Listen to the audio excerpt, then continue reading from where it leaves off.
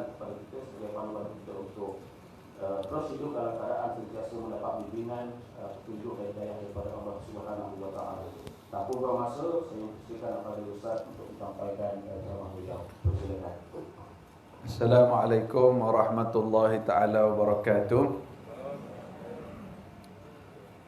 Ustaz, ngajar. Saya tak apa Ustaz. Saya tiba-tiba teringat saya pernah forum seorang ustaz yang lebih senior, lebih berumur sekali lah jadi panel. Dia bagi tahu pengalaman dia, tanda seseorang hampir sangat dengan ajal dia dekat nak mati, kalau kita bagi salam dia jawab perlahan je. Saya tiba-tiba teringat tadi bila saya bagi salam tadi. Tak apalah, nak try sekali lagi. Assalamualaikum warahmatullahi wabarakatuh.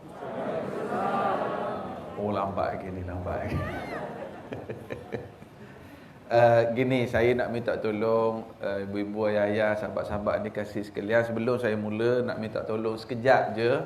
Boleh tak tolong bangun semua sekejap je? Seminit je. Boleh tolong bangun je. Buku-buku tu letak dulu kat kursi. Mana tangan kanan? Cuba tunjuk. Nombor 1 tangan kanan. Mana tangan kiri? Nombor 2 tangan kiri. Cuba letak. Saya sebut nombor, angkat tangan 2. Okey. Okey, turun. 1 2. Alhamdulillah, turun. 1 1 2 2. 2. Ada salah tu. 1 2. Alhamdulillah, kita nak biar cegah sikit lama ni. Last lah. 2 1. Alhamdulillah. 2 3. Ada juga gerak kaki. Kaki tak masuk bahagian. Okey, saya nak minta tolong. Yang nampak kursi kosong kat depan, tolong bergerak penuhkan. Ada kursi kosong, tolong bergerak ke depan penuhkan. Ada sahabat kita ramai lagi kat belakang nak penuh kursi. Nampak kursi kosong ke depan, bergerak untuk penuhkan. Fill in the blank. Boleh tak? Yang orang perempuan ni tu ada kursi kosong. Boleh tak? Tolong penuh. Sebab ada kawan-kawan kita baru sampai. Saya pun nak ambil gambar sekeping nanti ni. Kalau penuh, cantik sikit gambar. Sebab saya sebelum ceramah kena ambil gambar tu, nak hantar report kat isteri. Bagi ceramah sungguh ni. Ada kursi kosong, okey, penuh. Boleh terima kasih. Sebab ada kawan-kawan kita duduk berdiri kat belakang luar lagi. Dia orang baru sampai. Jadi kita fill in the blank. Nombor 1. Alhamdulillah. 1 1 2. Allah cegah tu. Alhamdulillah. Makan apa pagi dah sarapan? Sarapan dah? Belum. Patut mau angkat tangan perlahan je. Alhamdulillah. Okey, kursi dah penuh dah yang kosong depan? Penuh dah? Tu kursi kosong tu. Ke ada orang? Ni, kursi 2 ni. Ni, 2 kursi ni. Kita bergerak je ke depan. Boleh tak? Kak? Boleh. Orang belakang pun gerak ke depan. Okey, terima kasih. Terima kasih. Alhamdulillah. Dia ni apa ni orang panggil new normal. Norma baru kan. Tapi tak aci betul lah kalau pergi khutbah, kita khutbah berdiri. Patutnya yang di bawah ni pun semua berdiri. Boleh tak kita? Baru adil tak? Boleh tak hari ni saya ceramah sambil berdiri? Ustaz ingat perhimpunan sekolah ke Ustaz? Nak duduk ke? Nak duduk ke nak berdiri? Alhamdulillah, kalau gitu saya pun duduk kan lah. Alhamdulillah, duduklah. Penuh dah kursi? Alhamdulillah. Terima kasih kerana penuhkan kursi. Yang belakang tu baru sampai, dia boleh fill in the blank je. Apa ni? Ustaz nak ambil gambar pun penuh nampak. Jangan tengok kamera, tengok sini.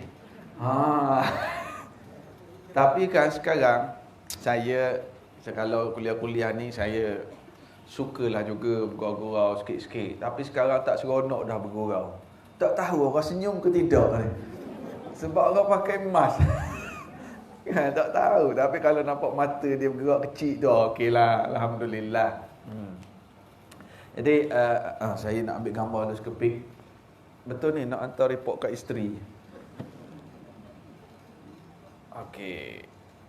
Masuk belakang tu. Lah ni tak payah. Okey. Adil. Okey. Alhamdulillah. Satu ke sini. Barakallahu fiikum. Okey. Abang pergi ceramah, abang tak pergi mana ni. Tajuk kita apa?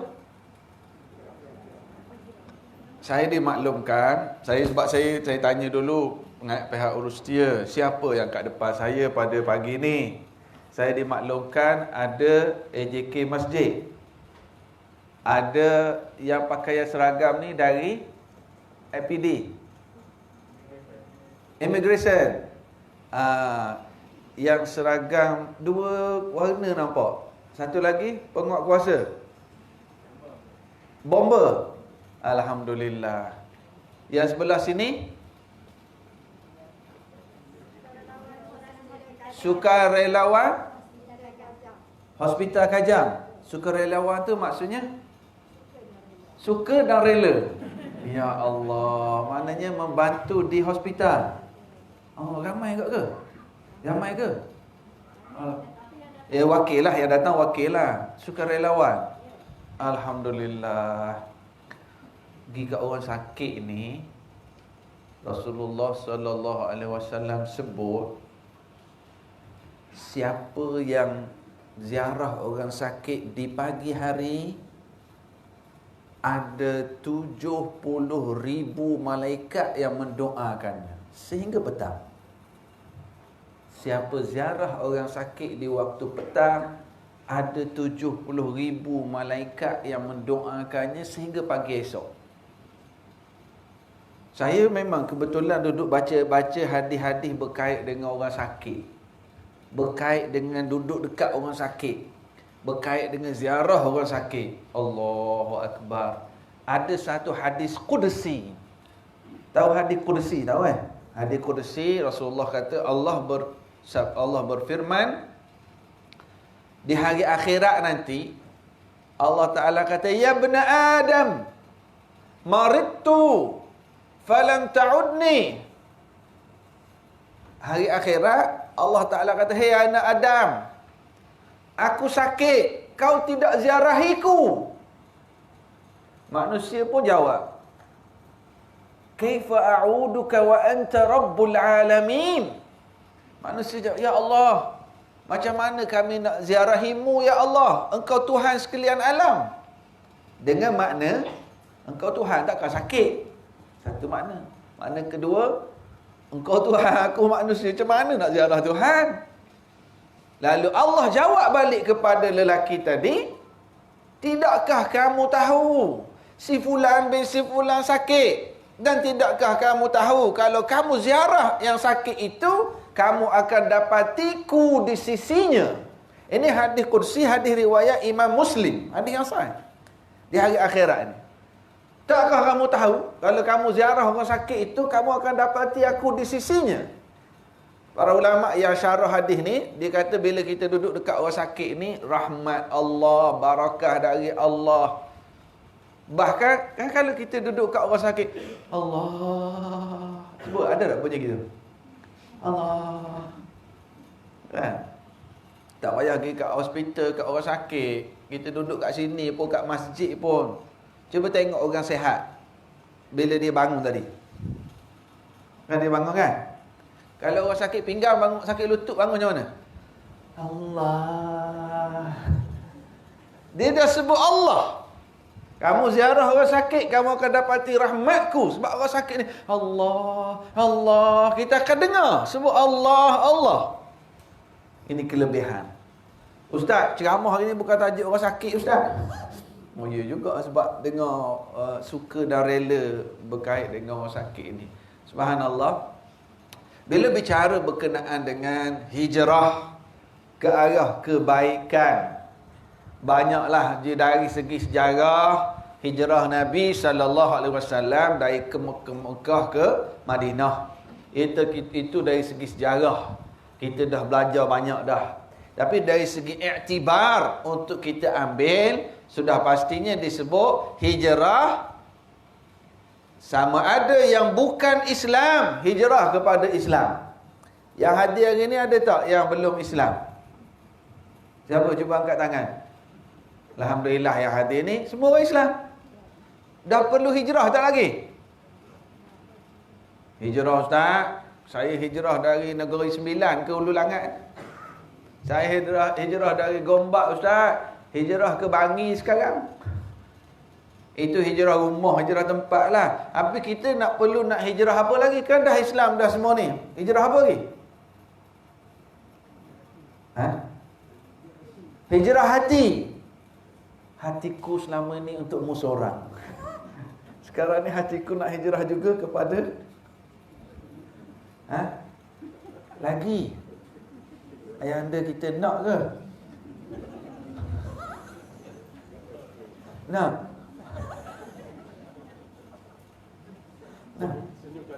Orang senyum tak ada setuju. Ni datang seorang ke berdua? Seorang patut pun berani. Hijrah hati tu. Hijrah hati. Daripada yang ni semua ni, sebab datang dengan ceramah ni semua dah baik dah. Cumanya nak hijrah kepada yang lebih baik. Ustaz suruh nak ceramah kat kita orang ni, pihak unit dakwah nak suruh hijrah, ingat kita orang tak baik lagi ke? Ni yang baik dah, ni yang datang. Sama ada untuk kita jadi lebih baik dan juga untuk kita berperanan lebih baik lagi. Sebagai contoh, kita ni Islam lama dah. Ada tak di kalangan kita yang kawan yang bukan Islam? Ada tak? Jiran ke, kawan bisnes ke, kawan pucuk-pucuk ke, kat kedai yang biasa kita pergi, ada tak? Ada? Ini kawan dalam urusan apa ni? Kawan ke, bisnes ke apa? Jiran ke? Jiran. Pernah tak kita bercakap dengan dia orang tentang Islam? Pernah tak? Pernah? Respon dia orang? Gitu. Saya alhamdulillah dulu saya ni cerita tahun 2011. Saya selalu dari rumah kadang-kadang bila ada program di Pulau Pinang, di Kelantan, perlu pergi ke airport. Jadi nak ambil teksi untuk ke airport. Jadi dekat surau kat rumah, dekat flat tu, dekat satu flat ada surau dan saya sembahyang kat situ, adalah pak cik driver teksi. Jadi dia jemaah surau. Jadi kita ada program nak ke airport, bagi saya ni jemaah surau, sambil aku tolong dia, dia pun tolong aku. Kita bagi duit kat dia, dia tolong hantar kita ke airport, kan? Selalulah. Jadi 45 minit duduk sembang dalam teksi. Satu hari saya naik teksi pakcik ni, saya ternampak kat kawasan tu memang ada teksi-teksi yang dipandu oleh driver India. Saya terfikir dalam hati, aku duduk naik pakcik ni, alhamdulillah semakin rapat, boleh tolong dia, selalu jumpa kat surau, alhamdulillah. Tapi masa 45 minit saya sembang dengan dia ni, saya kata alangkah berharganya kalau aku boleh duduk dengan seorang yang bukan Islam. Macam mana caranya? Naik teksi je. Naik teksi je. Ni tahun 2011. Naik teksi dia. Allah ni, kadang-kadang bila kita ada satu niat, tadi kata hati kan? Sebab saya duk fikir, aku ni asyik ceramah kat surau, ceramah kat masjid, khutbah Jumaat, ceramah orang Islam dah. Bila lagi dakwah aku ni nak sampai kepada yang bukan Islam? Okeylah, naik teksi lah. Itulah sekali hari tu saya nak ke airport, masa tu saya duduk di PJ, sekarang duduk Shah Alam. Nak ke airport Subang Jaya, Subang je. Hari ni naik teksi, tak nak naik pakcik ni, nak pergi tepi jalan, nak tunggu teksi. Memang Allah Ta'ala kita ada ajak ni. Ada teksi India berhenti. Saya naik, saya kata nak ke airport. Dia kata okey boleh. Dalam teksi tu saya tanya, saya kata nak ke airport ni, driver teksi yang India, muka memang Samsung Dia kata, bro, nak mau ke airport ni, satu jalan dekat tapi jam, mungkin lambat sikit. Ada satu lagi jalan agak jauh tapi cepat sebab tak jam, bayar tol.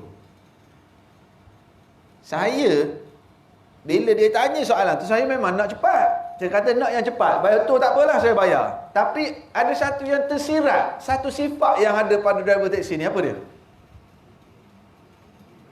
Jujur. Itu yang terlintas di hati saya. Jujur ni dia siap beritahu kat sini cepat tapi mahal sikit. Kat sini. Patut tak payah bagi tahu lah, pergi je lah. Jujur dia ni. Saya pun bersembang lagi. Saya kata pergilah, saya nak yang cepat, bayar lebih pun tak apa. Jalan lagi. Bila jalan dalam kereta tu, saya mula sembang lah. Sembang. Tanya dia bak isap rokok, dia pergi ke kuil berapa kali seminggu. Dia cerita, dia seorang yang lebay tau. Lebay. Seorang yang selalu pergi kuil. Dia sembang dalam teksi. Saya tanya dia, you minum arak tak? Oh, arak? Itu saya tak minum. Rokok saya isap, arak tak minum. Nombor you beli tak? Ya, nombor mestilah. Nombor belilah. Sekali lagi terdetik di hati saya bahawa dia ada sifat jujur dia punya jawapan tu. Sebab dia kata rokok dia isap, arak dia tak minum, nombor memang beli. Jadi saya rasa dia ni okey. Saya kata, Habis nombor you pernah menang tak? Pernah menang sekali, dapat 16,000. Tapi itu duit tak berkat lah. Tak berkat dia sebut. Saya ingat perkataan dia, tak berkat. Saya kata, ayah, you tahu berkat lah. Itulah, tak berkat lah. Duit tu habis macam tu saja. Saya kata, okey dia ni. Sejak daripada tarikh tu, saya minta nombor telefon dia. Saya kata, boleh ke lepas ni kalau ayah nak pergi ke airport, nak ke mana nak call? Boleh bang. Okey sangat. Okey lah, boleh. Dari situ, sebab kita rasa dia ada sifat jujur tadi. Siap kali saya nak pergi ke airport, saya akan call dia. Kalau KLIA, lagi panjang masa. Kita buat makna Qul Huwallah, kita tanya Tuhan dia tanya Tuhan kita. Saya siap. Sempat tahu belajar cara nak beli nombor ekor. Satu nombor besar, satu nombor kecil. Ni kalau Sport Toto ni Magnum 4D, tapi saya tak beramal lah dengan ilmu tu. Saya naik taksi dia. Nak ke mana kan? Naik taksi dalam kereta kan. Bro, hari ni you beli nombor apa? Saya tanya. Ya, saya lupa nak beli. Nasib baik you remind. Nanti saya pergi beli. Mu salah kat aku pula. Dia tahu bagi kita orang Islam berdosa beli nombor ekor. Jadi dia bergurau. Nasib baik you bagi tahu. Saya lupa nak pergi beli. Sekarang saya pergi beli. Kata aku pula takut dosa dia. Dia sembang dari masa ke semasa. Tapi memang alhamdulillah sepanjang dalam kereta banyak. Itu cerita Tuhan kita satu, kita tak ada sama ni. Kita tanya pula dia, kadang-kadang dia tak boleh jawab tentang Tuhan dia sendiri. Ustaz cerita ni, ustaz tu ustaz, boleh lah ustaz tahu hujah. Kita orang bukan dah kita sembang apa yang kita tahu Allah. Tapi dia tu sendiri macam ada perkara-perkara yang dia tak terjawab tentang agama dia sendiri. Lama kelamaan saya duduk rapat dengan dia, saya bagi Quran. Bagi Quran yang ada terjemahan. Dia baca tapi subhanallah.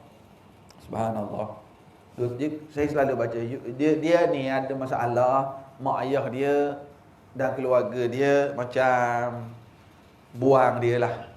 Dia driver teksi, sewa bilik, dia hidup dia bilik tu dengan teksi dia. Lepas tu saya bagi Quran, bagi tahu you baca muka surat ni, surah Yusuf, you tengok ni. Masalah keluarga, adik-beradik dengki, jauhan dari parent, you tengok ni. Kita guide, you baca. Tapi masalahnya bila dia mula minat, saya kata okay, you buka Quran, you tengok muka surat, you tengok mana ni. Beberapa hari dia bagi tahu, bro, sekarang ni malam-malam saya selalu ada satu macam lembaga datang peluk saya, pijak, maknanya macam saya rasa macam lemas. Saya macam mana ni bro? Saya kata, you rasa? Saya rasa dia tindih saya tak boleh bernafas. Lepas tu dia lari pergi dekat Quran. Jahat syaitan. Saya rasa dari Quran inilah benda tu datang. Bila tak boleh bernafas, saya lawan, dia pun lari pergi kat Quran. Lepas 2-3 hari, dia ambil Quran tu, dia pergi cari surau, dia tinggal kat surau. Jahat syaitan. Nak jauh. Saya kata, tu nak jauhkan you, tapi kita tak paksa lah. Kita tak paksa. Tapi dia dah tak ada lah, tak ambil Quran. Saya bagi buku kecil-kecil, buku Dr. Zakir Naik, bagi 20 most common question about Islam, bagi dia seorang yang suka baca. Sambil tunggu passenger taxi, dia baca. Suka membaca. Banyak duk sembah-sembah. Anak saya yang tadika, kadang-kadang ada hari saya tak boleh nak pergi ambil, suruh dia ambil. Sampai yang jaga tadika tu tak berani nak lepas anak ustaz. Nampak Samsing mana datang ambil. Dengan taxi dia, gaya dia memang Samsing. Tapi bila anak saya keluar dari tadika, Uncle Gary. Sebab anak saya gelar kat dia Gary SpongeBob. Sebab nama dia Gary. Jadi anak saya Gary, Uncle Gary SpongeBob. Dia pula panggil kat anak saya Upin. Dua beradik. Saya keluar makan dengan isteri, dengan anak-anak, ajak dia pergi makan sekali. Dah pernah saya ajak datang makan di rumah, belum Islam pun. Sebab kita faham kekosongan jiwa dia. Mak ayah, adik-beradik memang, jadi dia ni tak ada orang yang beri kasih sayang pada dia. Dan memang selalu kalau naik teksi, bayaran saya akan bagi lebih. Tak banyak. 3-4 ringgit, RM55. Dia bagi 60. Tak banyak pun. Tapi dia ni, setiap kali kita call, memang dia datang. Nak ambil anak, nak pergi makan apa semua. Allah. Dan saya rasa ini satu nikmat yang saya bersyukur sangat pada Allah. Masuk tahun 2012, satu malam, satu hari, dia kata, bro, sebelum tu saya bawa dia pergi jumpa Ustaz Azhar Idrus. Ustaz Azhar datang ceramah. Saya kadang-kadang kru dia ajak datang sekali, bergerak sekali ke bina. Saya eret dia sekali. Ini siapa, dia tanya. Dia tak kenal. Dan saya pun dia tak kenal siapa. Dia duk panggil bro gitu dia. Bila kenal, dan sehingga beberapa ketika selepas itu, satu hari dia kata, bro, saya sudah masuk Islam. Sebab kita ada terang lah dalam cerita bab Allah, cerita bab kalau nak masuk Islam. Saya tak pernah suruh dia masuk Islam. Saya kata kalau nak masuk Islam, you kena mengucap 2 kalimah syahadah. You mengaku Allah Tuhan sebenar, Nabi Muhammad itu Allah utus untuk bawa ajaran. Itu je. Itu je. Lepas tu you kena solat. Sehingga satu hari dia kata, bro, I dah masuk Islam. Saya pun terkejut. You masuk Islam bila? Malam tadi. Dia masuk Islam kat mana? Kat rumah I lah, dekat almari tu. Dia masuk, itulah I dah mengucap 2 kalimah syahadah Seorang-seorang. Saya kata alhamdulillah. Kita pun terang lah Allah, kita lebih spesifik lagi. Sekarang you bila dah masuk Islam, alhamdulillah, you nak tahu segala dosa you selama ni dah diampunkan. Kita belajar solat. Jadi di rumah saya, main kat rumah, duduk. Anak saya sekali belajar Fatihah dengan dia. Masa tu Bashir jauh berapa jauh 1 ke apa. Sekarang dah form 1 dah anak saya tu. Duduk tahiyat, baca Fatihah sekali. Alhamdulillah, dia belajar. Beberapa hari lepas tu dia call, bro, macam mana? Saya kata, apa? Malam tadi saya punya teksi rosak kat tepi highway. Habis? Masa rosak tu lepas maghrib. Jadi saya Tak semayang lagi. Teksi saya tunggu member datang baiki, tak datang-datang. Jadi saya takkan nak tinggal teksi kat tepi jalan. Saya pun tidur dalam teksi. Hari ni pagi tadi baru kawan saya datang nak tolong baiki. Saya kata, dah, apa masalah you? Itulah. Malam tadi saya tak semayang isyak. Tadi saya tak semayang subuh. Itu macam mana? Apa kesimpulan saya buat? Apa agak-agak kesimpulan saya buat bila dia dengar tanya soalan tu? Kalau kita lah, bila dia tanya, malam tadi saya tidur dalam teksi, saya tak semayang isyak, subuh pun saya tak semayang, habis nak buat macam mana? Maksudnya apa tu? Maksudnya, selama ni, sejak dia masuk Islam sebulan 2 ni, dia tak tinggal solat. Betul tak? Mana dia tak tinggal? Sebab bila tinggal 2 solat, dia terus tanya nak buat macam mana? Panik dia. Saya kata, Allah. Dalam hati kita lah, dia punya soalan ni maknanya dia solat. Dia solat. Dan kita bagi tahulah, you buat balik, you niat qada.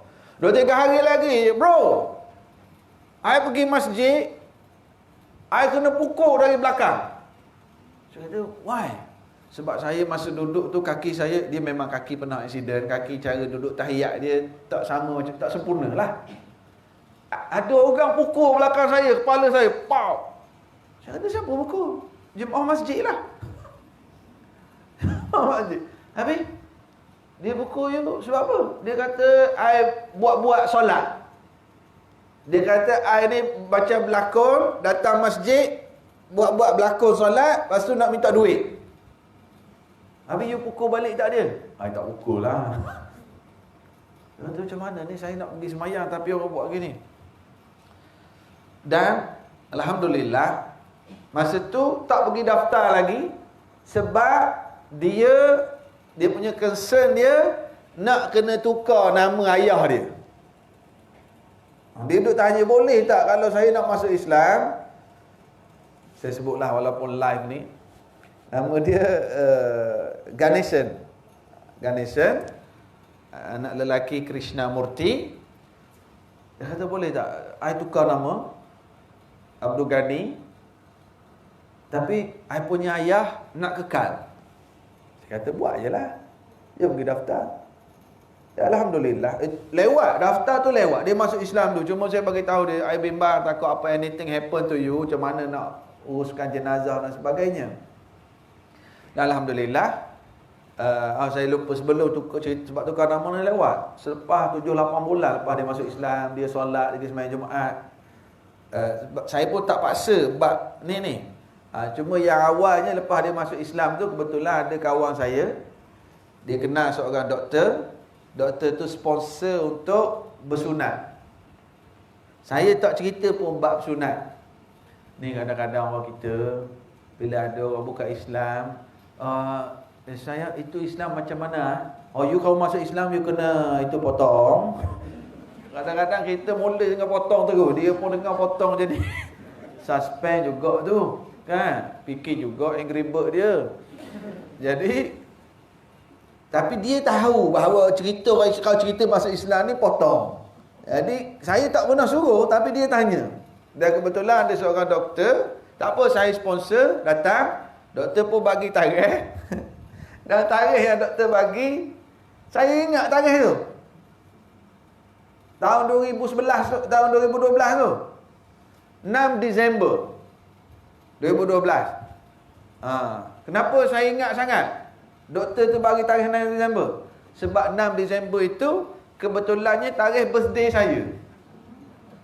Oh, saya kata ini hadiah ke birthday untuk I lah.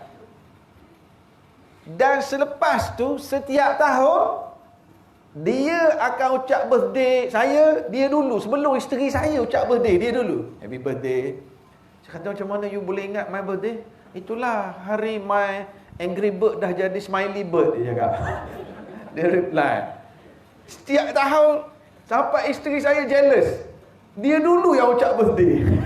Sebab dia ingat tarikh tersebut. Dia kata, okeylah, Alhamdulillah. Dan saya kata, you dah buat satu keputusan besar untuk masuk Islam. Saya nak you ni, selepas kita rapat lah, Kita rapat. Saya nak you buat satu lagi keputusan besar, dan ini akan merubah hidup you keseluruhan. Agak-agak apa dia? Sunat dah. Kahwin. Okey. Saya tanya dia, you punya income bawa teksi berapa? You boleh simpan berapa setiap bulan? Dia kata, itu income saya bawa teksi, selalunya saya akan guna untuk bayar sewa bilik, untuk baiki teksi, sebab teksi rosak tiap-tiap minggu rosak. Teksi buruk dah. Teksi rosak, bayar sewa, makan minum, beli rokok, beli nombor. Habis hujung bulan tak ada. Pusing itu saja. Orang baru hijrah masuk Islam, ada dua perkara penting untuk mereka. Yang pertama, apa dia? Keuangan. Yang kedua, ilmu tentang Islam. Jadi kita, ni sengaja saya bawa perkara ni, saya nak keluar sikit dari topik hijrah yang biasa-biasa kita cerita. Yang kedua, ilmu. Orang yang baru masuk Islam, yang kita kena support dia dua perkara. Yang pertama, keuangan. Yang kedua, ilmu tentang Islam. Kalaulah yang memeluk Islam itu engineer yang kerja bagus dah, maka satu perkara dah settle. Dia ada sumber keuangan sendiri. Kadang-kadang yang masuk Islam, keluarga kena buang kerja. Jadi keuangan penting. Sebab itulah dalam Islam adanya zakat. Salah satu asnaf zakat apa dia? Mu'allaf. Okey, keuangan dan juga ilmu. Jadi saya duk tanya dia, duit dia berkait dengan teksi ni, tak boleh buat duit pun. Jadi saya kata, you dah buat satu keputusan besar masuk Islam, saya nak minta you buat satu lagi keputusan besar. Apa dia agak-agak?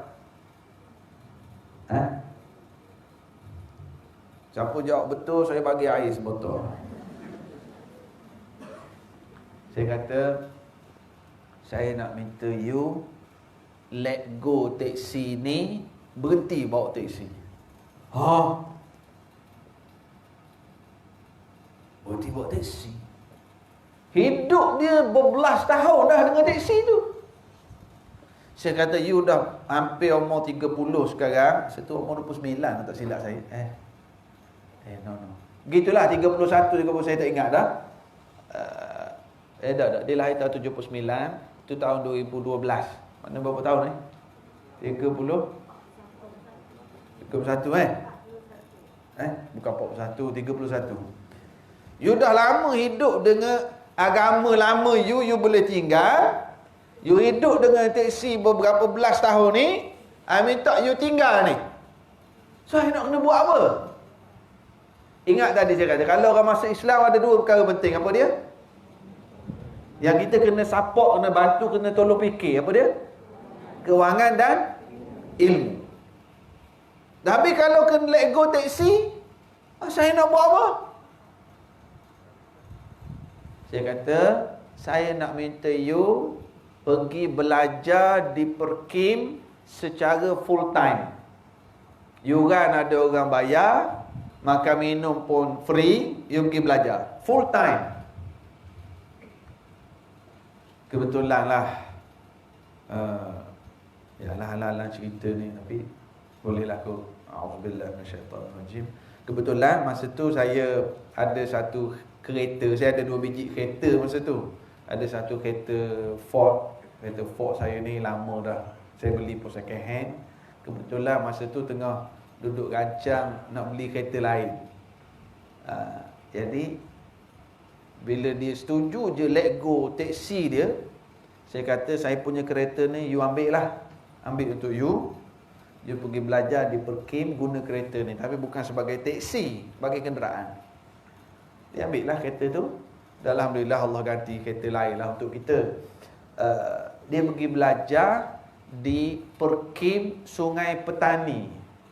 Dia di Sungai Petani, dia ada satu, memang dia buat asrama. Dia buat asrama untuk belajar, lelaki ada, perempuan ada. Dan Alhamdulillah kereta tu pun saya bagi kat dia, pergilah bawa kereta ni duduk sana.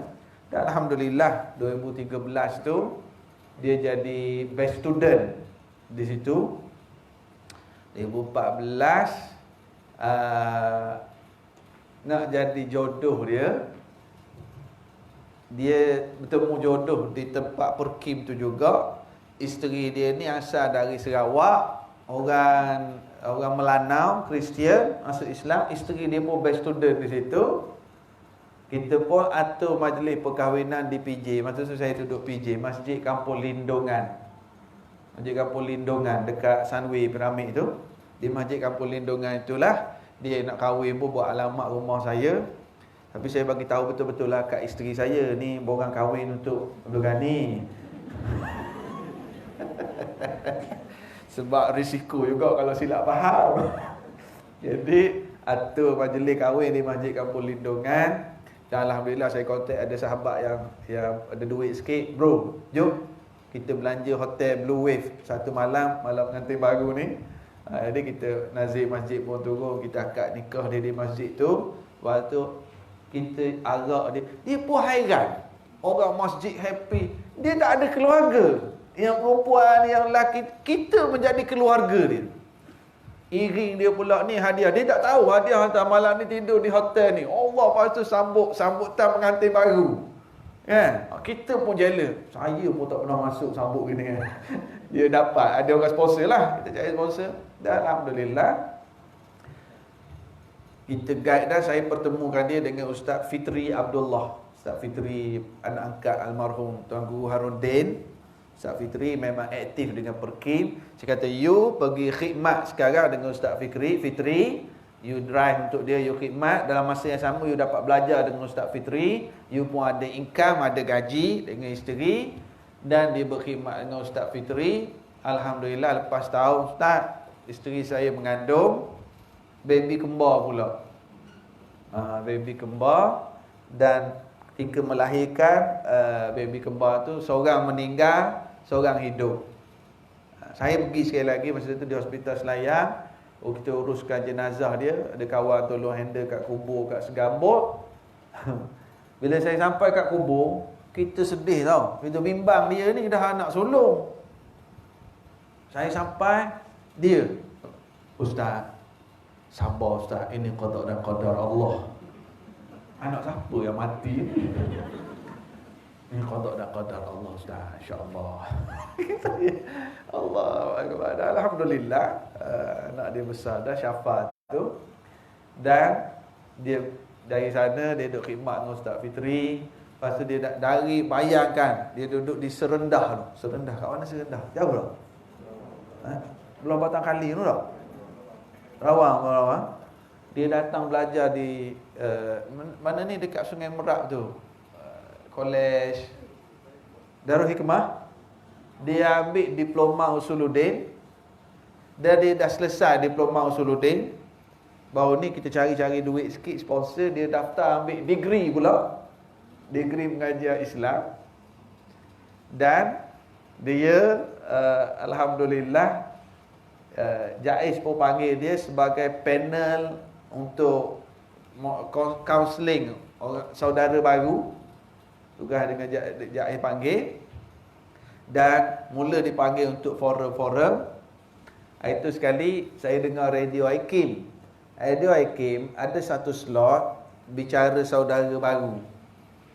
Jadi saya dah ada program di Hakim. Saya kontak penerbit. Saya kata cuba jemput Abdul Ghani ni untuk sharing pengalaman dia masuk Islam semua. Radio Hakim panggil. Penerbit kata, Ustaz, seronoklah dengar dia sharing. Kita jadikan 2 episod. Biasa satu seorang mu'alaf, satu episod. Jadi ni jadi 2 episod.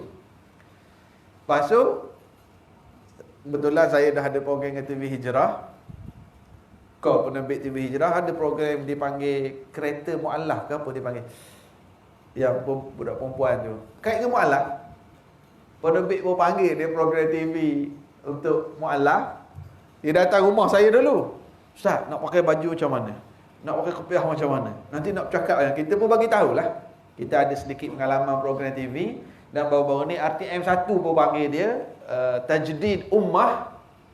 Program dalam bahasa Tamil. Sekarang bahasa Tamil, you selama ni you cerita bab sharing pengalaman masuk Islam. Sekarang konten cerita bab ibadat, bab solat, bab wuduk, bab apa, tapi dalam bahasa Tamil.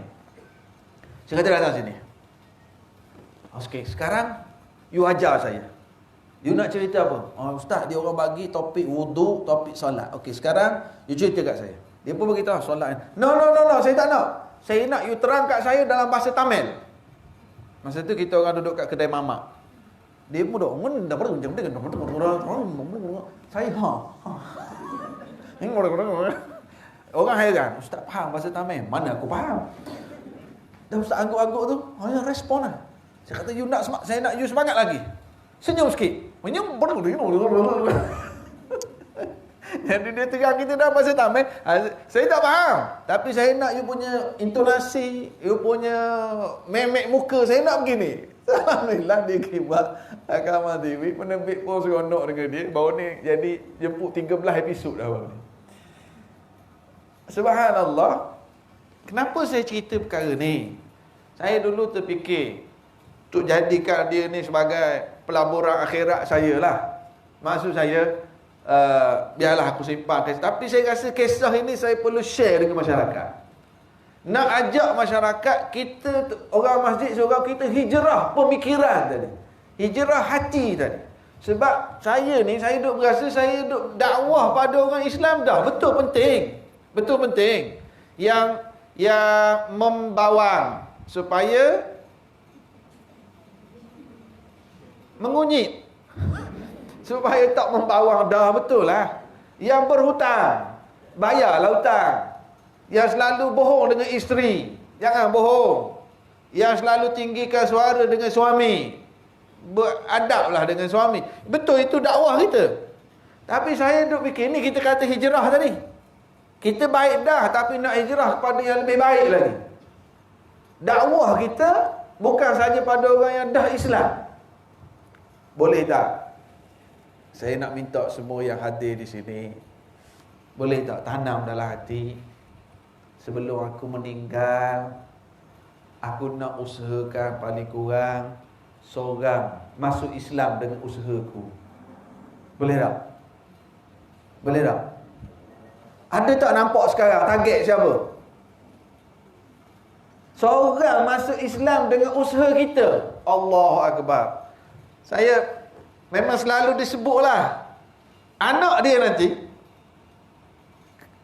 Ustaz Abdul Ghani tadi, anak dia nanti, kalau anak dia belajar semayang, anak dia solat, anak dia memang automatik dah Islam.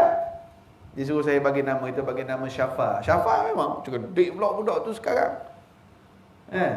Kalau anak dia ni solat, puasa, praktis Islam, kita dapat pahala tak? Allahu Akbar. Allahu Akbar. Jadi saya teringat bagaimana Yusuf Islam. Apa nama dulu Yusuf Islam? Sebelum nama dia Yusuf Islam? Cat apa? Catwalk. Cat Stephen. Bila dia meluk Islam, cerita dia masuk Islam panjanglah. Dia nak lemas dalam laut. Orang dia kata kalau ada Tuhan yang selamatkan aku akan sembah Tuhan tu. Kemudian dia dah selamat sampai ke darat. Dia kata aku lara balik. Lara. Masa nak tenggelam, ingatlah kalau ada Tuhan selamatkan aku masuk Islam, aku akan sembah Tuhan tu. Bila selamat, lupa balik. Sehingga dia kata dia jatuh sakit. Dia warded. Dia tahan dalam ward begitu lama. Abang dia datang bawa bagi kat dia Quran terjemahan. Sehingga sepanjang dia duduk dalam ward, dia baca lengkap, komplit Al-Quran terjemahan 30 juzuk habis. Dan dia buat keputusan untuk masuk Islam. Dia pergi ke pusat Islam di UK. Orang tengok dia, Cat Stephen, you are here? Yes, I'm Cat Stephen. Dia ucap 2 kalimah syahadah. Dia masuk Islam, orang seronok lah. Dia cakap apa kepada pegawai agama? Ibu dan ayahku meninggal dalam keadaan tak masuk Islam. Kamu semua tak pernah dakwah ibu ayahku. Kamu semua bertanggungjawab. Aku masuk Islam hari ni pun sebab aku baca sendiri. Bukan kamu yang dakwah aku. Allah Akbar, berkat. Sebab tu dia bersungguh berdakwah. Dia ada skill dalam bidang seni, dia gunakan skill tersebut untuk sebarkan dakwah sekarang. Jadi kita terfikir kadang-kadang kita ada kawan-kawan yang bukan Islam, tapi itu pun kena ada cara lah. Jangan kita pergi duduk dia, pergi persalahkan, kita perlekehkan Tuhan dia. Yang penting build relationship. Bila kita rapat, itu yang saya buat, ajak dia makan kat rumah, bergurau dengan anak-anak kita, kan? Makan kat restoran saya, isteri, anak-anak dia masa sebelum Islam dulu. Hari ni kita nak ajak hijrah. Hijrah, kalau kita baca zaman Nabi Muhammad sallallahu alaihi wasallam, sahabat-sahabat yang memeluk Islam, pelbagai cerita dan kisah sahabat memeluk Islam. Zaman Nabi Musa alaihi salam, penentang Islam, ahli sihir masuk Islam tak? Ahli sihir masuk Islam? Ahli sihir masuk Islam. Sebab mukjizat Nabi Musa. Saya nak tanya, Fir'aun bertaubat tak? Tak. Jawapan dia bertaubat atau tidak? Fir'aun bertaubat atau tidak? Taubat ke tak? Tak nak jawapan panjang. Nak jawapan Fir'aun taubat tidak? Taubat? Saya nak jawapan pendek, tak nak panjang. Taubat tidak?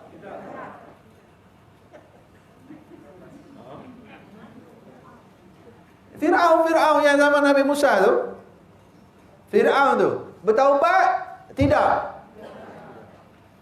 Ada kata bertaubat, ada kata tidak. Ni khilaf ulama ulul langat.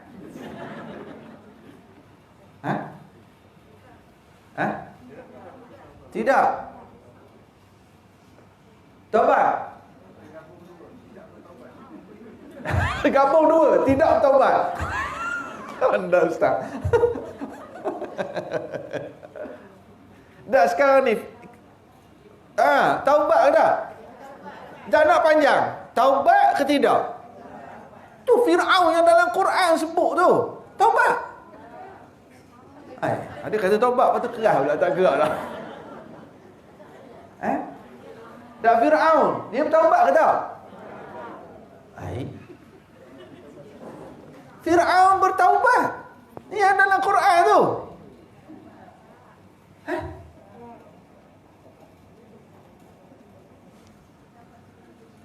Saya nak tanya betul ni orang ulu langat ni. Fir'aun yang zaman Nabi Musa tu bertaubat atau tidak? Jawab je lah ustaz. Ustaz asyik tanya kita orang. Kita datang nak dengar ceramah, ustaz tanya kita pula. Dah sebab kita biasa tanyalah ustaz. Ni ustaz lah tanya.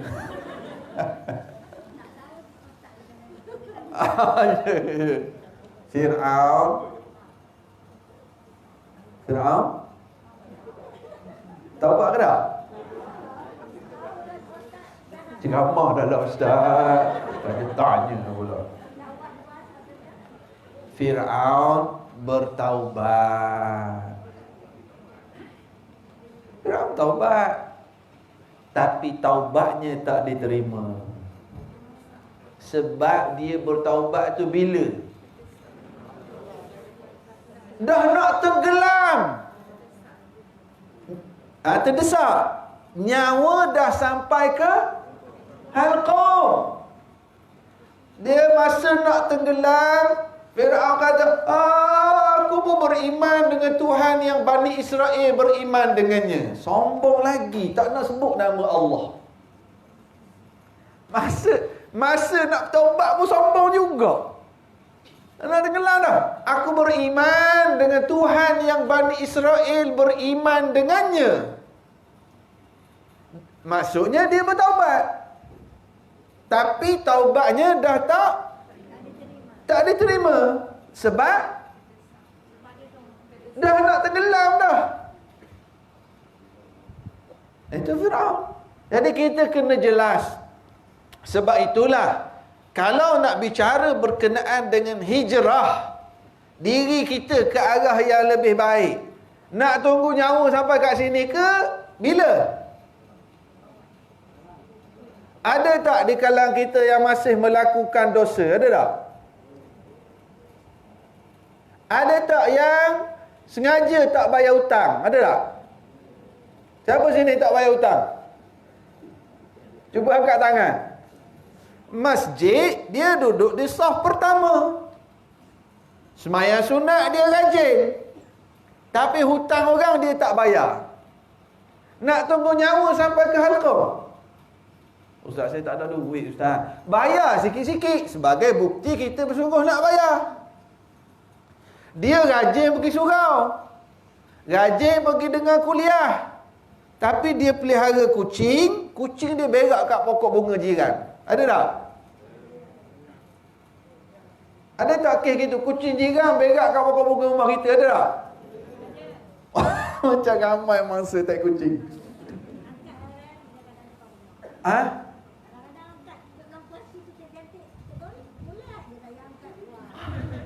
Bulat je.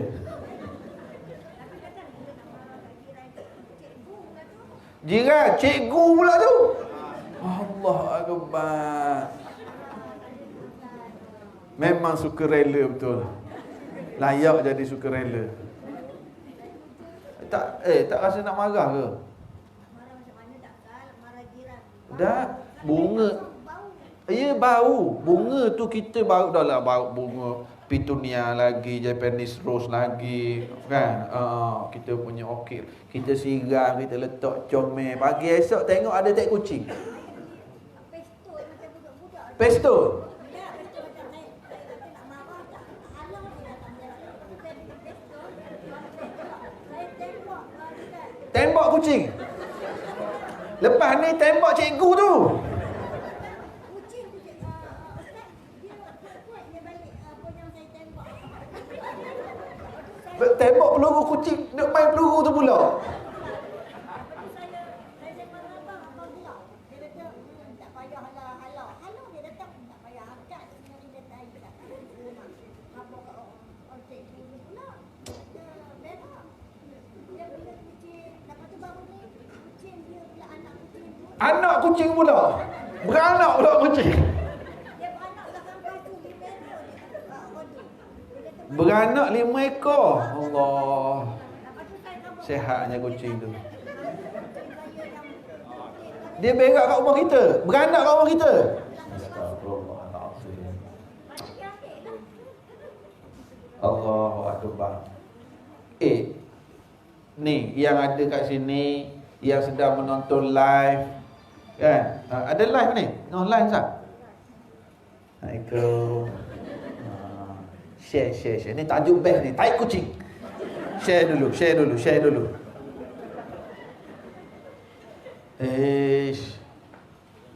Cerita taik kucing ni, Rasulullah bersumpah 3 kali. Ni dengar elok-elok. Rasulullah bersumpah 3 kali. Wallahi la yu'min. Demi Allah, orang itu tak beriman. Nabi ulang sekali lagi. Wallahi la yu'min. Demi Allah, orang itu tak beriman. Lepas tu Nabi ulang sekali lagi. Wallahi la yu'min. Demi Allah, orang itu tidak beriman. Jadi, siapa yang tak dengar? Rasa nak tanya soalan apa? Siapa orang tu? Bukan kita saja. Para sahabat pun. Ya Rasulullah man. Siapa tu? Sampai Rasulullah bersumpah 3 kali cakap tak beriman. Siapa tu wahai Rasulullah? Rasulullah kata apa? Man la ya'manu jaruhu bawa'iqahu. Yang aku bersumpah 3 kali aku kata tak beriman tadi, ialah seseorang yang jirannya tak tenang hidup disebabkan perangai dia. Tenang tak hidup pindah taik kucing tiap-tiap pagi. Kadang-kadang taik kucing punya pasal kita bergaduh suami isteri, betul tak? Isteri tension, bang buang tak kucing tu, buang tak kucing. Suami pun tension juga, aku kena buang tak kucing. Last sekali suami marah kat isteri, itu tak? Isteri kena marah pula. Isteri kalau dia kena marah, dia serang balik. Suami pula. Tai kucing jiran punya pasal suami isteri bergaduh. Tu tak cerita lagi anak terpijak tai kucing tu patut naik kereta. Ngamuk pula suami. Sebab itu Nabi bersumpah 3 kali. Ustaz, Nabi bersumpah sebut tai kucing ke? Nabi tak sebut tai kucing. Nabi bersumpah 3 kali. Nabi kata tak beriman seseorang yang jirannya tak tenang hidup dengan perangai dia. Maknanya bukan tai kucing saja. Parking kereta, parking ganggu jiran. Bising ganggu jiran. Buat sampah, kan? Itu semualah. Tapi salah satunya ialah yang pelihara kucing tapi biarkan kucing berak ke rumah jiran. Sampai beli pistol dah tadi. Kan? Tembak kucing. Kucing pula main peluru. Sakit hati rasa. Tak lari. Lepas tu berzuriat pula 5 ekor anak kat pasu bunga belakang rumah. Ya, kita tak rasa. Saya harap ada, kalau ada yang pelihara kucing, bagus pelihara kucing. Nak tiru Abu Hurairah, silakan.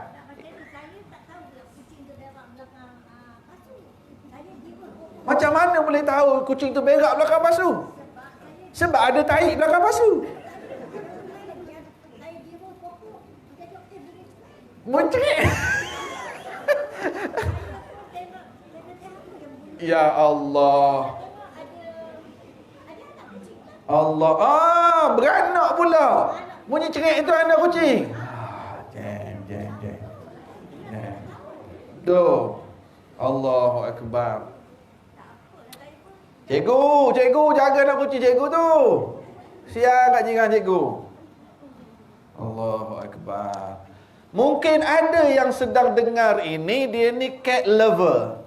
Ada istilah dia, cat lover. Ada orang dia jumpa kucing kat tepi jalan, kucing sakit, dia ambil, bawa pergi klinik, dia rawat. Allah, besar pahala. Bagus.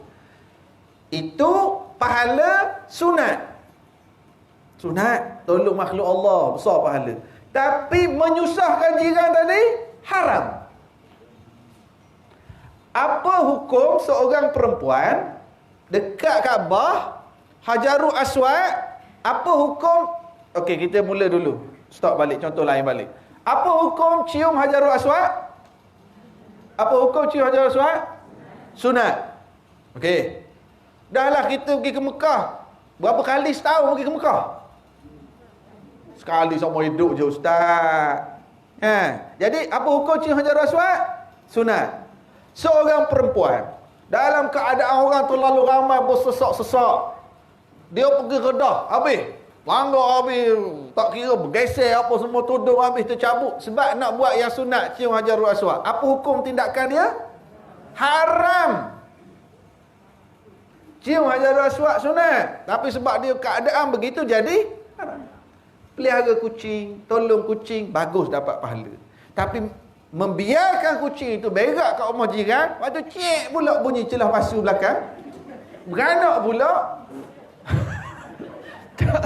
tak tenterang jiran, itu dosa besar. Sebab Nabi bersumpah 3 kali, seseorang yang menyusahkan jirannya. Biar jelas. Ustaz, habis saya nak pelihara kucing, silakan, tapi jaga kucing tersebut. Bahkan dengar ni, termasuk dalam pagar rumah kita dah sediakan tempat untuk kucing berak. Bau itu mengganggu jiran, ini pun termasuk menyusahkan jiran. Ulama' dulu mereka tulis kitab, nak buat dinding, nak renovate rumah, kena tengok menghalang cahaya, menghalang udara tidak kat jiran. Tanam pokok, daun jatuh ke rumah jiran, ini pun menyusahkan jiran. Buah tak sampai-sampai, daun daun je jatuh. Ini yang kita kata, ni orang baik dah nak hijrah kepada yang lebih baik. Ia perlu dengan ilmu. Kita rasa kita bagus dah sembahyang sunat, puasa sunat, Kita rasa kita bagus dah pergi masjid, tapi kita ada buat perkara-perkara yang rupanya besar dosa. Tadi cerita, baru cerita tai kucing. Kita rasa kita berzikir banyak, kita puasa sunat banyak. Dalam masa yang sama, duit pusaka adik kita ambil kat kita. Dalam masa yang sama, suami meninggal, kita ambil je duit tu. Dah jadi hak anak yatim sebelum diagihkan. Jadi ini yang kita kata hijrah orang baik ni ke arah yang lebih baik. Sebab masing-masing ada certain ataupun keadaan hidup masing-masing. Kita nampak dia bagus, baca Quran, zikir, pergi ke Mekah rajin. Tapi hutang orang tak bayar. Lagi hebat, ini kita nak cerita hijrah kepada yang dah baik, pada yang lebih baik ni. Saya pernah jumpa ada makhluk yang dia ni rajin pergi masjid. Orang lah, makhluk tu orang lah. Dia rajin pergi masjid. Dia rajin tau. Dia rajin belanja orang masjid. Lepas isyak pergi minum air, 5-6 orang dia belanja. Masjid nak buat renovation, nak berapa? 1,000, 2,000 dia bagi. Kalau datang musim bulan Ramadan, yang buka puasa petang-petang kan, berapa nak sehari? 1,500. Saya ambil 2 hari lah. 3,000. Dia baik kan? Orang masjid kata apa dia ni? Haji tu patutlah bisnes dia besar. Patutlah dia suka belanja orang. Itu kalau cek dengan orang masjid. Tapi rupa dia ni main con. Main con tahu? Main con. Ni kontraktor hak besar tu lah. Kontraktor yang projek dia juta-juta. Dia ni. Kalau bercakap dengan orang yang masjid, orang masjid, dia ni seorang yang pemurah, suka belanja orang. Tapi kalau bercakap dengan subcon. Tahu tak subcon? Subcon ni dia dapat projek buat rumah, bangunan, dia akan bagi kontraktor lain buat longkang. Okey, saya punya 5 juta, awak 400,000 buat longkang. Awak 600,000 buat pagar masjid, buat pagar ni kan, subcon. Kalau bercakap dengan JK masjid, dengan orang masjid, dia ni suka belanja 200-300 kali belanja orang. Tapi kalau bercakap dengan subcon dia, haji tu duit saya 200,000 tak bayar lagi. Haji tu Allah kita ambil barang kat hardware 30,000 tak bayar lagi. Faham tak cerita saya ni? Dia belanja 200-300 dia baik. Apa hukum belanja orang 200-300? Apa hukum? Sunat. Bayar duit subcon yang dah selesai kerja, hukumnya wajib. Ini yang kita nak hijrah ni. Daripada yang baik pada yang lebih baik dengan kefahaman. Kadang-kadang kita buat benda sunat, tapi perkara wajib kita abaikan. Kita semangat buat benda sunat, hak haram. Macam saya kata tadi, pelihara kucing bagus, tapi haram menyusahkan jiran. Belanja orang bagus, tapi wajib bayar hutang. Itu yang kita kena jelas dan apa. Dia orang perempuan rajin pergi dengar kuliah duha. Rajin pergi dengar kuliah duha, pergi masjid, pergi marhaban. Suami dia sakit kat rumah, dia tak tunggu suami dia. Sebab apa? Nak pergi marhaban. Suami dia sakit kat rumah, nak pergi mana? Nak pergi dengar kuliah duha. Mana lebih utama? Kuliah duha apa hukumnya? Sunat, tu pun dengan izin suami. Jaga suami sakit? Wajib. Cepat je suami jawab wajib.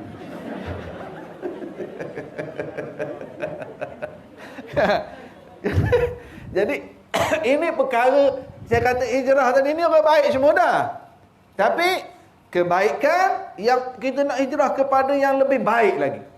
Yang dia panggil, kalau Dr. Yusuf Al-Qardawi, dia karang satu kitab Fiqhu Awlawiyat, fiqh priority, fiqh keutamaan.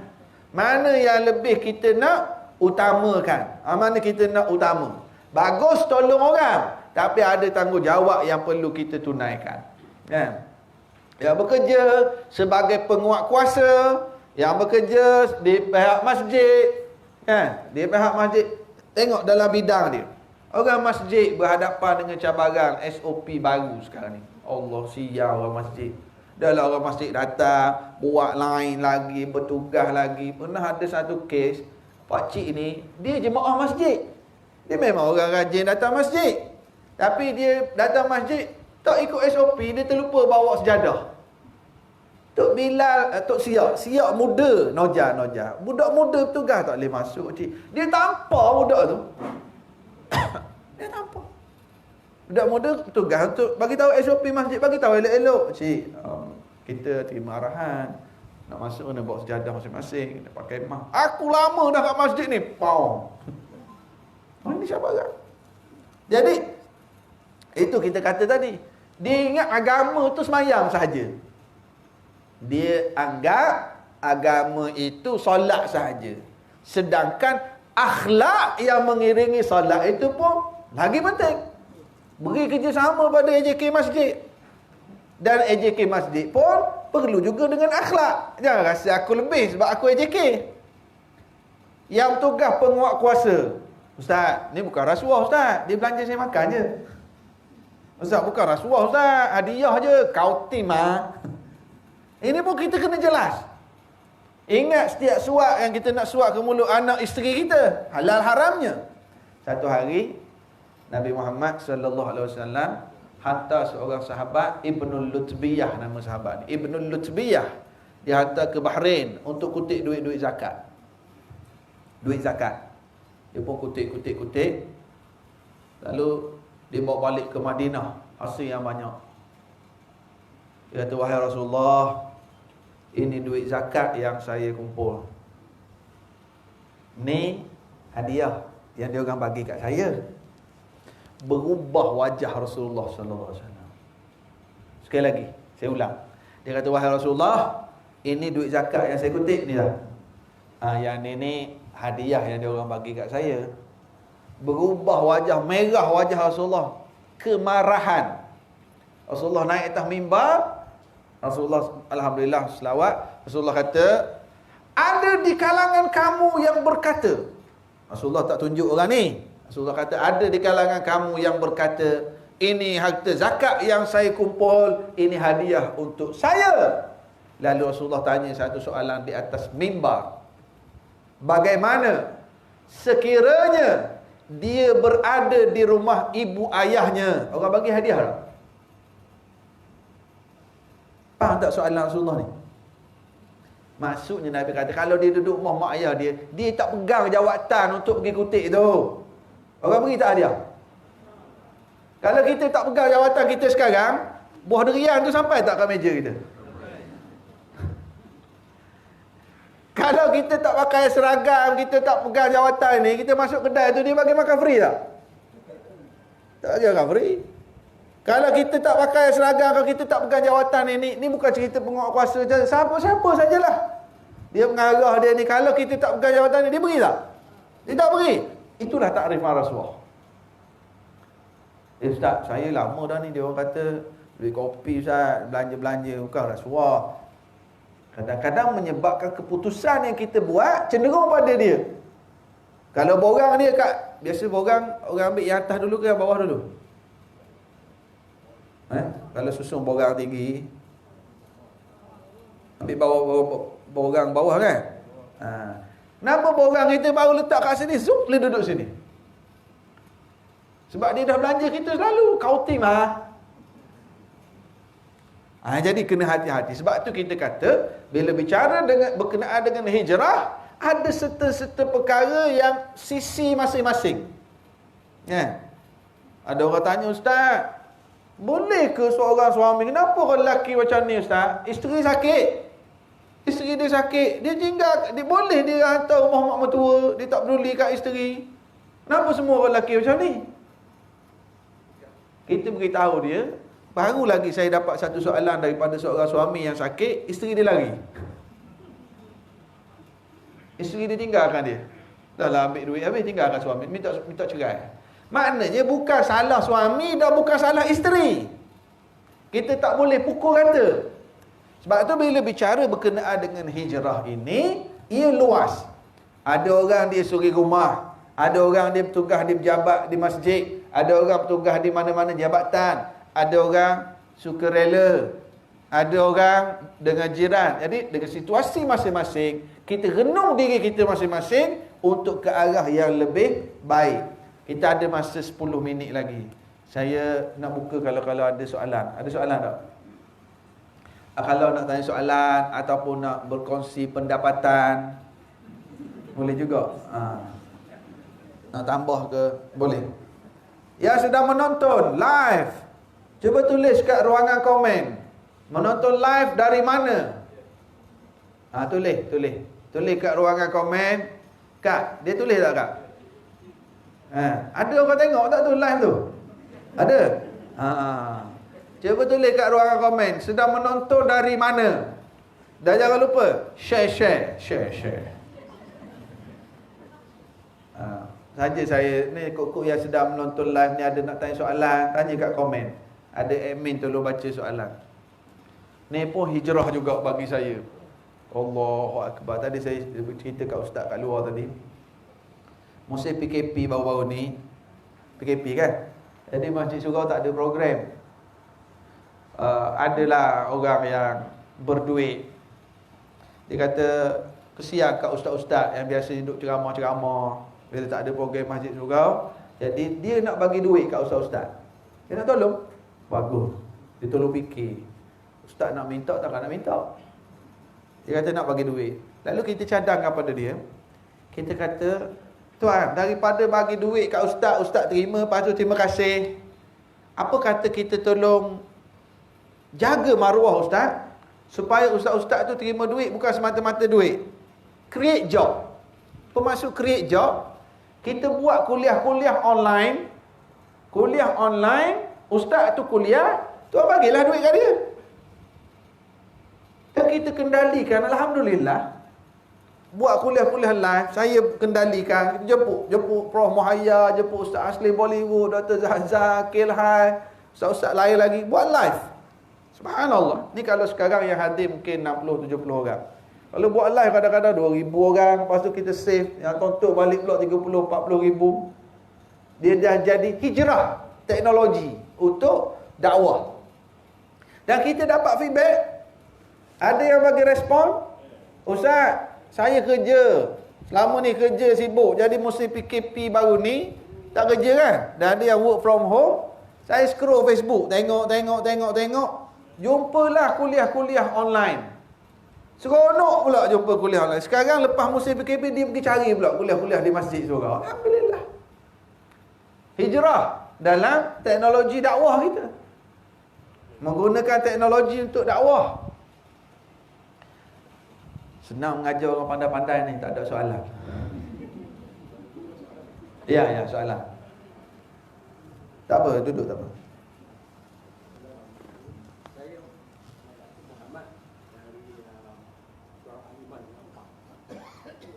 Surah Al-Iman 4.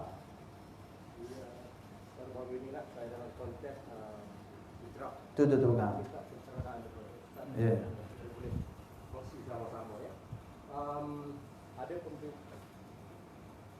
Ada pemimpin politik pernah menyebutkan dalam Berkuat sikit, dekat sikit mic. Buat macam makan aiskrim tu.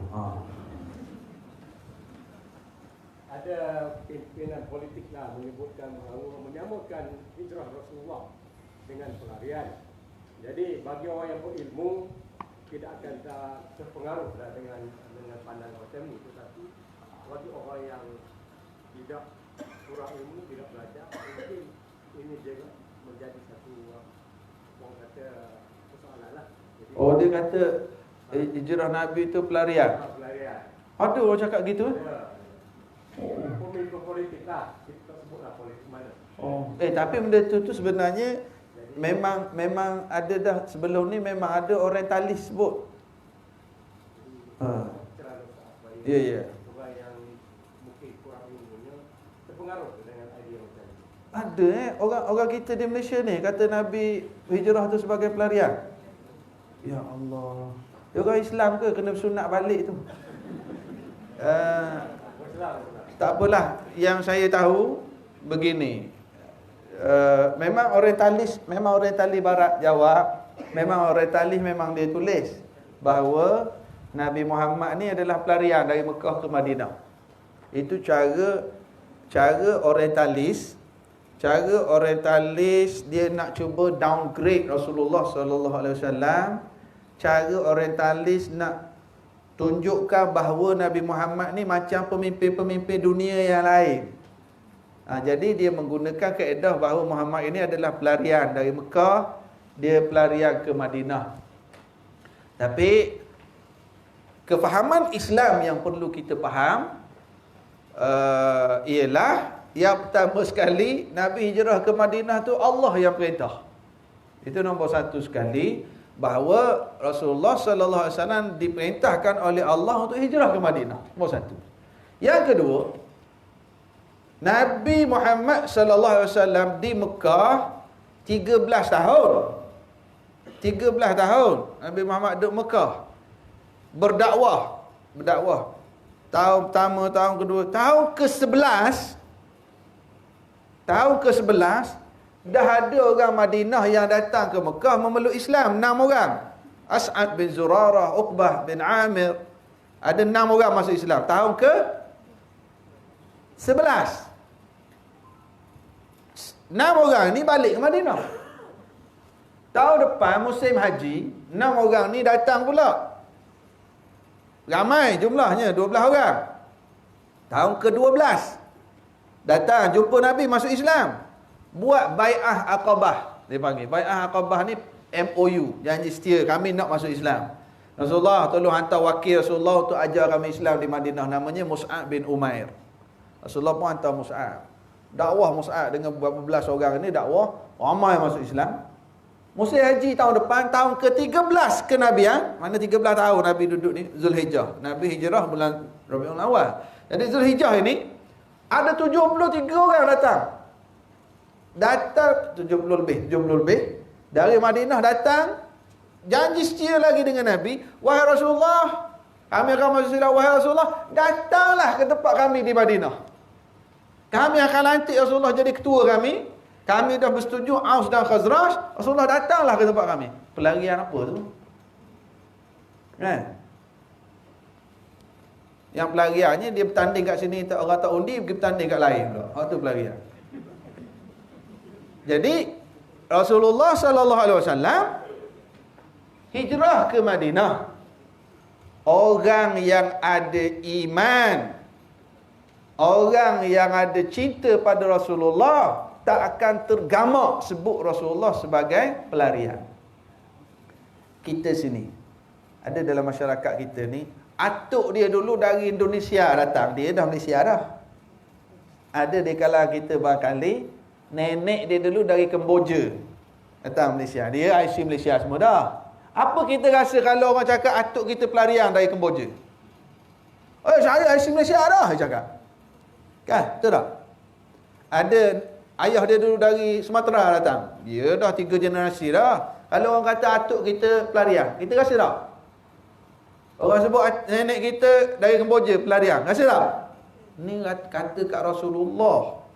Kalau orang ada iman, ada cinta pada Rasulullah, hati dia kena terasa. Tak patut. Jadi, kalau gitu kena tak bolehlah sambut ma'al hijrah, ma'al pelarian lah. Itu tidak berlaku. Saya tak tahulah siapa apa ni yang jika ada orang cakap, rupanya ada orang cakap, tapi kefahaman kita Rasulullah hijrah ini perintah Allah, bahkan hijrah itu izzah. Hijrah itu Islam mendapat kuasa pemerintahan di Madinah. Dengan kuasa pemerintahan itu Rasulullah sallallahu alaihi wasallam dapat laksanakan segala perintah Allah. Yang ada perintah yang tak dapat buat kalau tak ada kuasa pemerintahan. Bila ada kuasa politik baru boleh buat. Dan itu yang Nabi perolehi selepas Nabi sallallahu alaihi wasallam berhijrah. Wallahu a'lam bissawab. Alhamdulillah, saya ucap terima kasih kepada pihak unit dakwah Jabatan Agama Islam ya. Apa? Soalan. Sila soalan terakhir. Assalamualaikum Ustaz. Ini soalan daripada Facebook Audio Kuliah. Daripada live. Oh, soalan live. Ya, ya.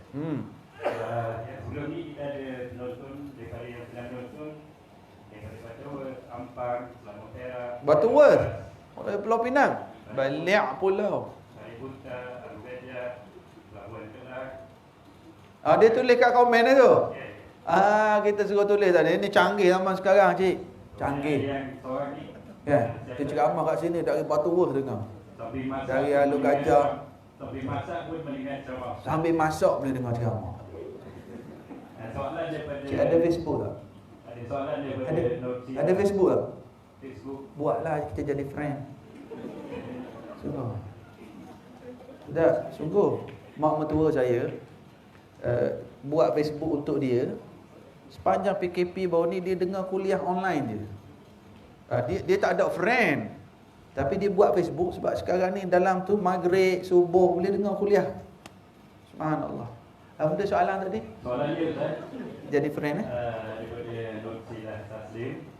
Ustaz, macam mana pula kalau kita dapat satu job, selesai job tu kita bagi sedikit duit untuk kawan yang mendapatkan job itu, kerana dia mendatangkan rezeki kepada kami. Itu dikira rasuah juga ke?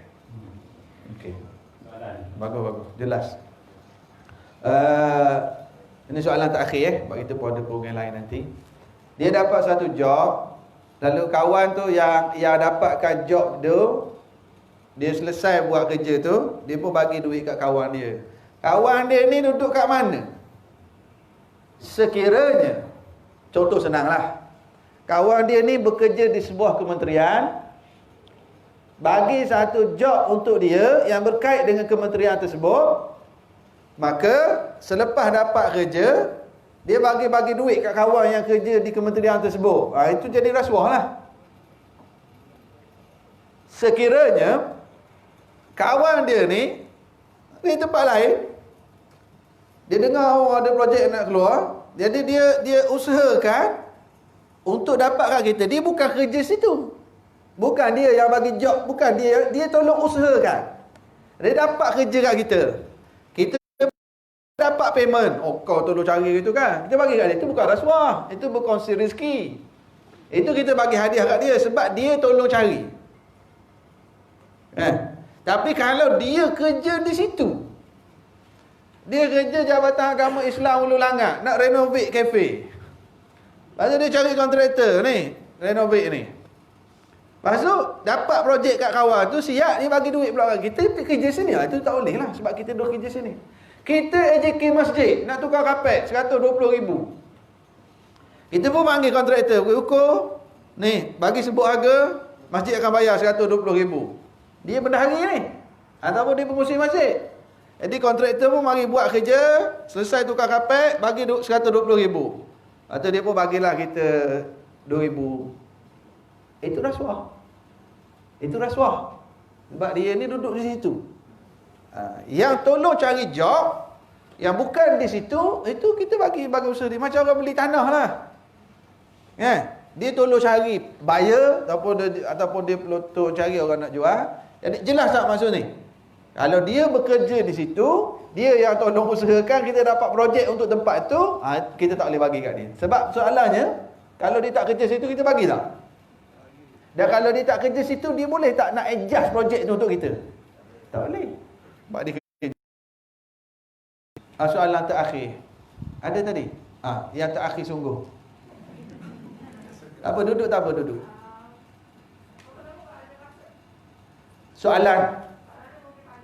Soalan. Itu dah rugi masa dah. Soalan. Satu sahaja. Dah rugi masa dah.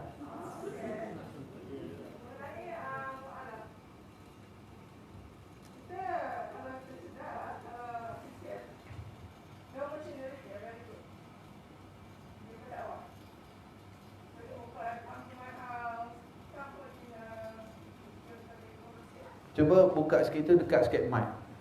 Buat macam makan aiskrim. Okey.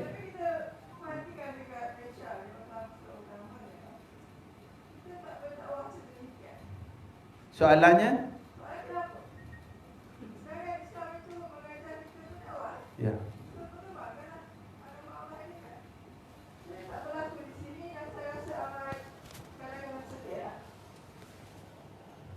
Okey.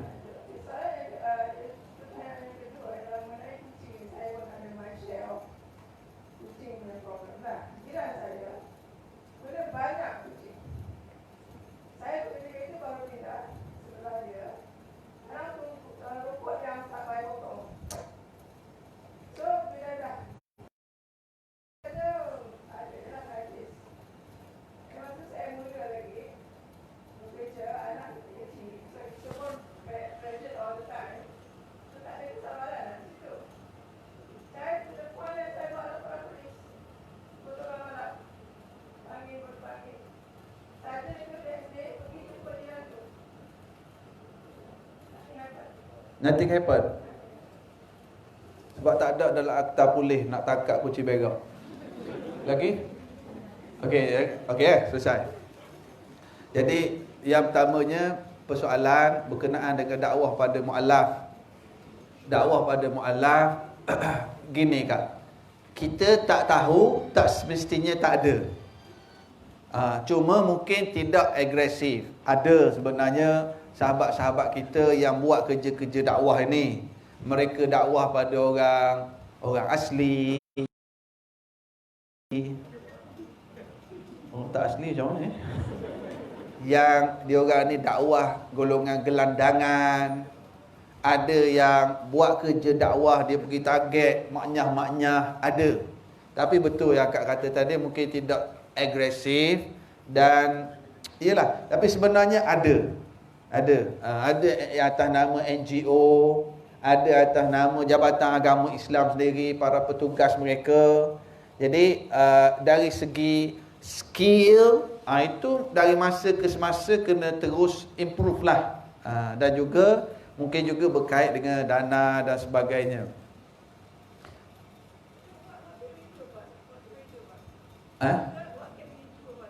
What can we do about it?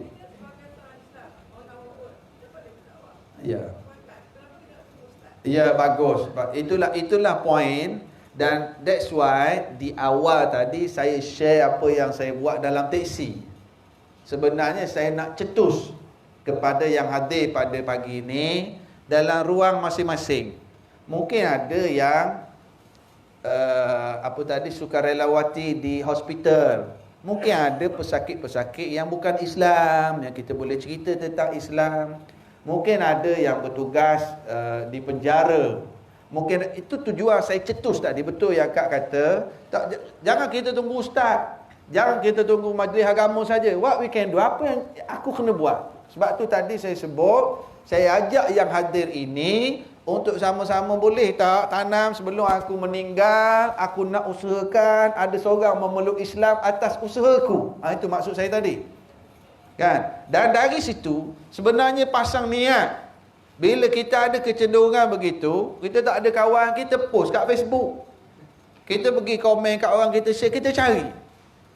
Ustaz, saya tak ada ilmu. Bila kita ada niat dan kita dah mulakan, daripada persoalan-persoalan yang kita tak boleh jawab itu, automatik kita akan cari jawapan. Sebenarnya kita cari ilmu lah tu. Dan itulah sejarah Ahmad Didat. Yang asalnya sebab dia, macam mana nak jawab? Macam mana nak jawab? Dia pun cari. Soalan yang kedua, tengok. Bila Kak sebut, masa tu kerja, stres, balik rumah taik kucing, sampai buat report polis. Maknanya apa tu? Rasa aku bayar rumah, bayar kat bank beribu, bayar sebulan, tapi tiap-tiap balik kerja, hidup taik kucing. Itulah maksud hadis Nabi tadi kata. 3 kali Nabi bersumpah tak beriman seseorang yang jirannya tak tenang hidup dengan perangai dia. Tu jiran tak tenang hidup lah tu. Balik kerja, dah lah letih. Anak-anak lagi, seorang dah beli air, seorang dalam kuali, seorang dalam mesin sejuk, besi, tak kucing pula kat luar. Buang je. Kuat iman bonda kita. Buang. Bau busuk, buang je. Kadang-kadang anak marah pula kat mak sebab mak sabar. Ada juga berlaku gitu, kan? Yang di-Pertua Dewan tak bagi ruang dah. Jadi cukup dah, saya faham tak? Jadi sekarang ni begitu. Sebab itu kita sebut secara umum berkenaan dengan dakwah, berkenaan dengan membaiki diri, perubahan diri, masing-masing ada kes masing-masing. Masing-masing ada situasi. Jadi kita renung diri kita yang sabar, yang sedang diuji untuk sabar dan bersyukur. Moga-moga kita ke arah yang lebih baik lagi. Saya minta maaf pada pihak penganjur kerana saya dah terlebih masa. Saya dimaklumkan tadi kita sampai pukul 11. Cuma saya nak minta 2 minit lagi sebab saya nampak ramai bonda-bonda di sini, ayanda-ayanda. Saya untuk makluman lah, dah ni masuk tahun ke-6. Saya dengan beberapa orang sahabat, Ustaz Aslim Bollywood, Ustaz Johari Wahab, kita cuba kempen, ajak masyarakat amalkan satu perkara yang Nabi anjurkan. Biasa dengar tak tentang makanan sunnah? Saya dulu ada masalah resdung yang sangat teruk. Pagi-pagi bersih, berhingus, kadang-kadang terpaksa telefon masjid, batal kuliah subuh sebab paip bocor. Jadi alhamdulillah, ini cerita tahun 2014. Saya duduk belajar kat Yaman. Di Yaman ni dia terkenal madu Hadramaut, madu lebah. Madu lebah, bukan madu orang. Jadi saya cuba amal. Habatus Sauda pernah dengar tak? Ubat segala penyakit kecuali mati.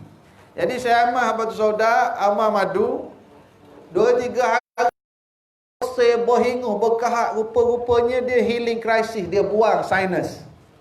Dan lepas seminggu alhamdulillah Allah bagi kesembuhan.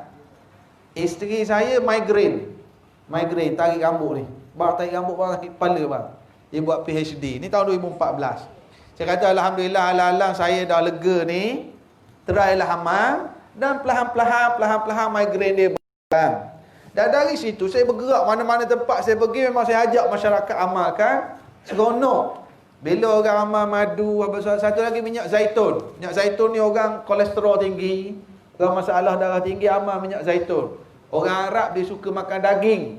Jadi dia nak potong kolesterol, dia masak daging guna minyak zaitun. Kita suruh amal. Ada seorang akak tu kat Perpustakaan Negeri Shah Alam. Badan dia besar. Saya baru nak ceramah, akak tu berlari depan saya. Ustaz, I can run. Saya kata, Kak, apa ni? Dia kata, Ustaz, sakit lutut 6 bulan dah, Ustaz. Dia semayang, kena semayang atas kursi.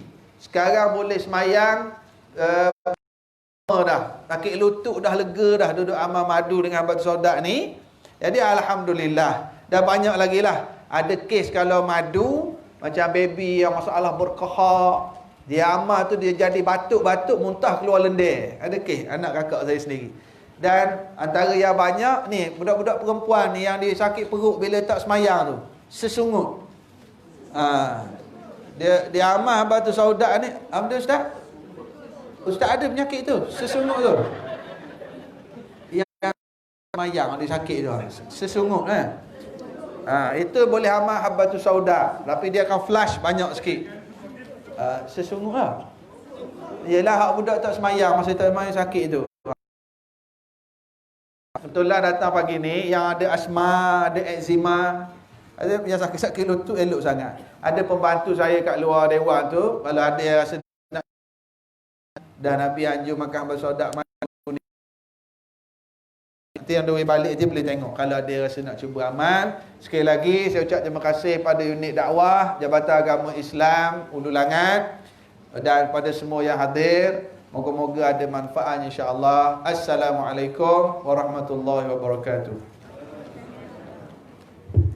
Waalaikumsalam warahmatullahi wabarakatuh. Terima kasih Ketua Besar atas penyampaian ataupun ceramah yang disampaikan tadi.